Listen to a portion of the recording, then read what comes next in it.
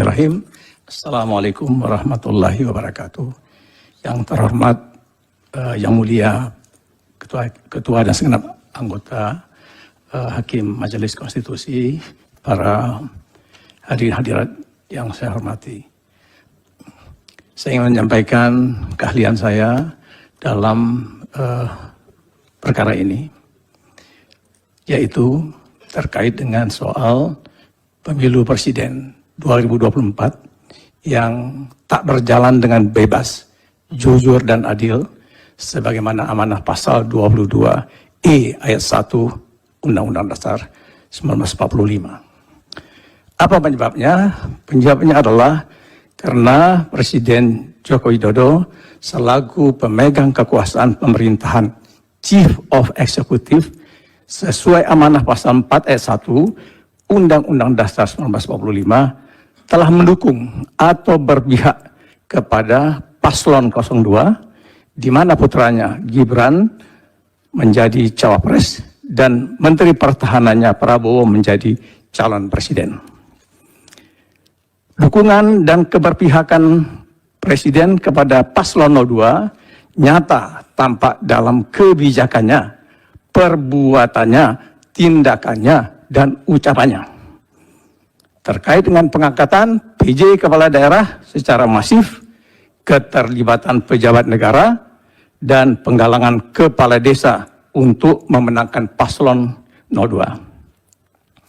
Antara lain, berkat dukungan dan keberpihakan Presiden serupa itu yang dinikmati oleh paslon 02, paslon ini telah memenangi kontestasi Pilpres 2024 dalam satu putaran dengan raihan suara 96.214.691 atau 58%. Karena paslon 02 membiarkan Pilpres 2024 tak berjalan dengan bebas, jujur, dan adil, bahkan menikmati keberpihakan Presiden yang telah mencederai konstitusi dan merusak demokrasi, maka kemenangan paslon 02 dengan cara fraud ini layak dianulir oleh Mahkamah Konstitusi. Pembahasannya adalah sebagai berikut. Faktor pendongkrak suara. Masyarakat pemilih di Indonesia ini yang mulia kebanyakan cenderung berorientasi paternalistik dan feodalistik. Tingkat pendidikannya rata-rata masih rendah, kira-kira kelas 2 SMP. Sementara birokrasinya masih bermentalitas yes man, ABS, dan safety player. Dalam kondisi seperti ini, posisi kepala daerah, pejabat negara, para menteri misalnya, dan kepala desa sangat strategis dalam mempengaruhi sikap pilih mereka, voting behavior mereka. Siapa yang mengendalikan pemegang posisi penting itu akan dapat mendongkrak dan meraup suara dalam Pilpres.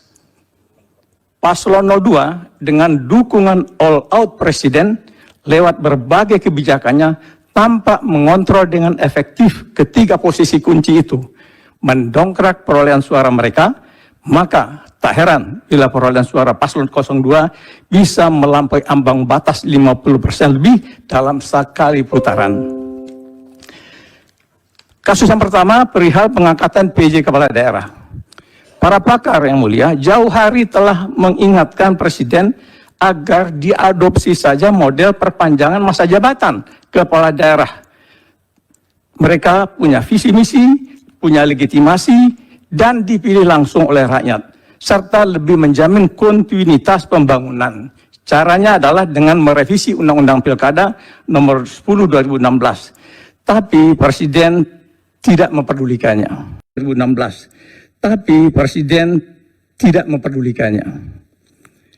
Model pengangkatan PJ Kepala Daerah dari ASN yang notabene pegawai negeri di daerah otonom banyak sekali kelemahannya. Mencederai demokrasi, tak punya legitimasi, tak punya visi misi, seleksinya rentan nepotisme, relasi dengan Dewan, DPRD, dan tokoh masyarakat susah terjalin, serta orientasi kepada kepentingan pusat sangat kuat. Sedangkan keuntungannya tak ada biaya yang dikeluarkan dan pengisian dapat dilakukan dengan cepat sesuai interest Presiden. Yang Mulia, ketika pengisian PJ Kepala Daerah dari ASN ini mulai dilakukan, pusat tahun 2022, timbul kegaduhan publik gara-gara seleksinya tidak transparan, tidak akuntabel, dan tidak demokratis. Masyarakat menggugat ke MK, dan MK dalam pertimbangan putusannya nomor 15 PUU strip 20/2022 telah meminta pemerintah membuat peraturan pelaksanaan undang-undang pilkada yang maaf yang mulia, yang transparan, yang akuntabel dan demokratis. Tapi pemerintah Presiden Joko Widodo tidak menggubrisnya dan hanya menerbitkan Permendagri nomor 4 tahun 2023. Dengan payung hukum yang lemah ini, pengangkatan PJ Kepala Daerah relatif tidak berubah, pekat dengan kepentingan politik Presiden. Terbukti dari semua pengangkatan PJ Kepala Daerah diputuskan oleh Presiden, dan dulu pada zaman Presiden SBY, pengangkatan PJ Gubernur saja yang dibawa ke istana, sedangkan pengangkatan PJ Bupati Wali Kota berada di Merdeka Utara, dalam hal ini di Kemendagri. Evaluasi PJ Kepala Daerah normatifnya sekali dalam 3 bulan. Lalu Presiden mengubah pakem itu dengan mengatakan evaluasi PJ Kepala Daerah bisa dilakukan setiap hari, plus diwanti-wanti agar PJ tidak miring-miring. Yang bisa diartikan menaati arahan beliau tanpa reserve. Hukum besi PJ Kepala Daerah dari ASN itu yang mulia adalah taat kepada pejabat yang mengangkatnya, bukan kepada rakyat. Tak perlu pakai surat-surat, cukup dengan membaca gerak-gerik Presiden, para PJ pasti melakukan berbagai cara untuk mendukung, memihak paslon jagoannya Presiden, termasuk menggerakkan anak buahnya di Pemda. Dalam memimpin birokrasi Pemda, PJ Kepala Daerah berwenang pula melakukan mutasi, walau dengan meminta izin kepada Kemendagri. Nah, mutasi ini adalah senjata ampuh PJ Kepala Daerah terhadap pejabat Pemda idealis yang berani menolak perintahnya. Akibatnya, perangkat Pemda di sekretariat daerah, dinas-dinas hingga camat-camat tidak netral dan menggunakan wewenang serta jaringannya untuk membantu memenangkan paslon 02, dan dengan menangnya sekali putaran 02, amanlah jabatan mereka dan sebaliknya bila tidak. Kasus keterlibatan pejabat negara berbeda dengan ASN yang diwajibkan netral dalam pemilu. Pejabat negara sebagai politisi seperti Presiden dan Menteri dalam Undang-Undang Pemilu nomor 7 2017 diperkenankan ikut kampanye, tetapi harus cuti dan dilarang menggunakan fasilitas negara.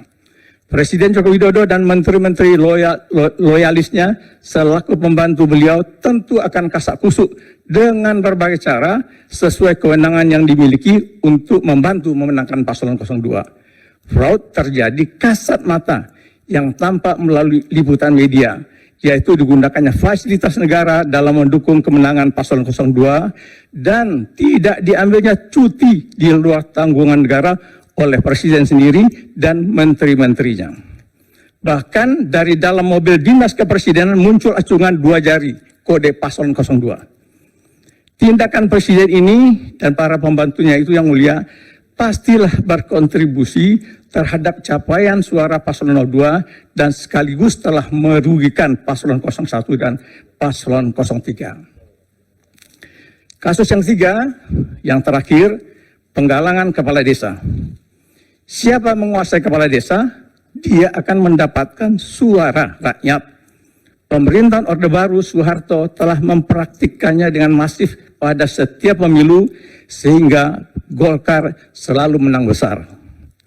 Kini paslon 02 dengan dukungan cawe-cawe Presiden mengulangnya kembali pada Pilpres 2024 lewat penggalangan kepala desa pada berbagai pertemuan dan komitmen untuk menggolkan revisi Undang-Undang Desa Nomor 6 2014 yang antara lain memuat penambahan lama masa jabatan kepala desa dari 6 tahun menjadi 8 tahun per periode. Bahkan Presiden Joko Widodo menerima sendiri delegasi kepala desa di istana